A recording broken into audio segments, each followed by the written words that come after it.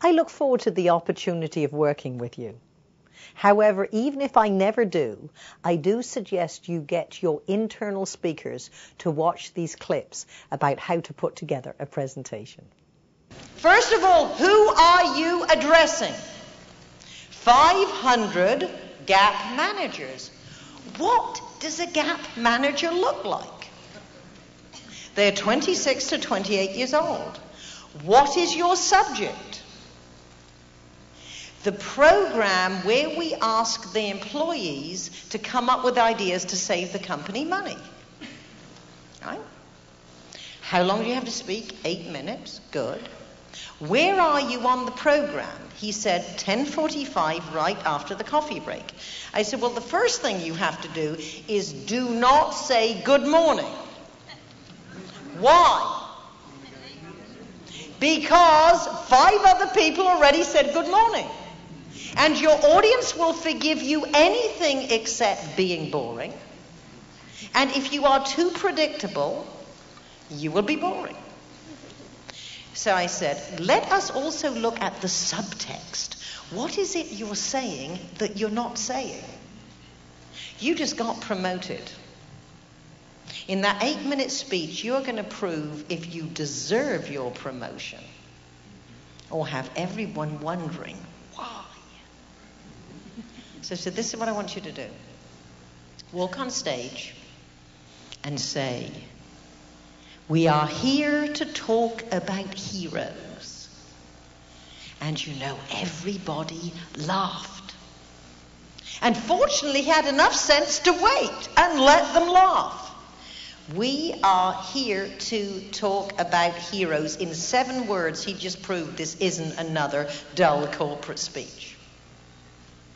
They may be sitting behind you, they may be sitting in front of you, they may be you in the trenches, gap heroes.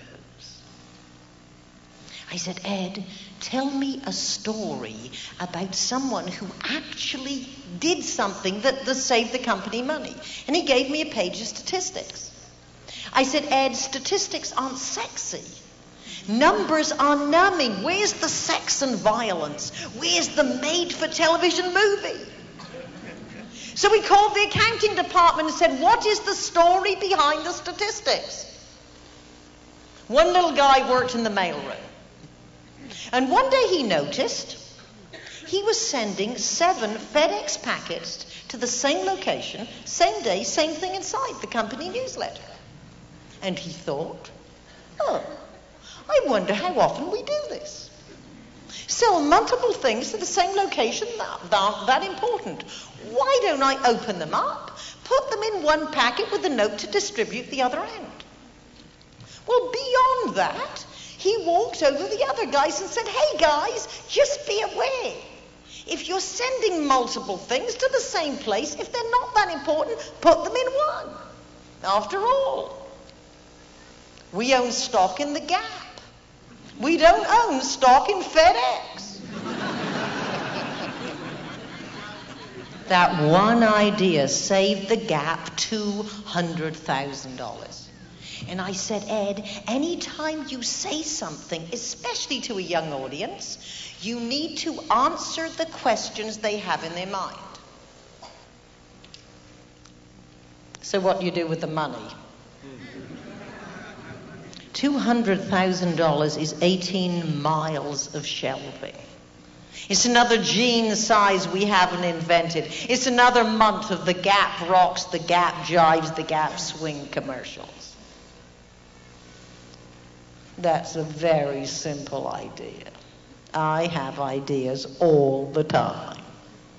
We know that's a very simple idea. You have ideas all the time, but do you write them up? Do you put them in the process so we can evaluate them? What's in it for me? And then you talk about the cash rewards, and we closed with a visual of big money and played David Bowie heroes. Wonderful. A perfect circle, a perfect connection, got people excited. And the thing I said, Ed, the story has to be so good that when the store managers go back to their stores and they say, well, how was the company meeting? They say, we heard a great story. And they can repeat it. They can repeat it with a lot of detail and hopefully get the people in their stores to say, well, hey, if a kid in the shipping room and the mail room can come up with an idea that simple, we should be able to. My point, ladies and gentlemen, is when you tell a story simply with enough color and detail that people can see it, it's very easy to repeat. That's what you want people to do. And I hope you have noticed in the stories that I have told you that they have certain formulas.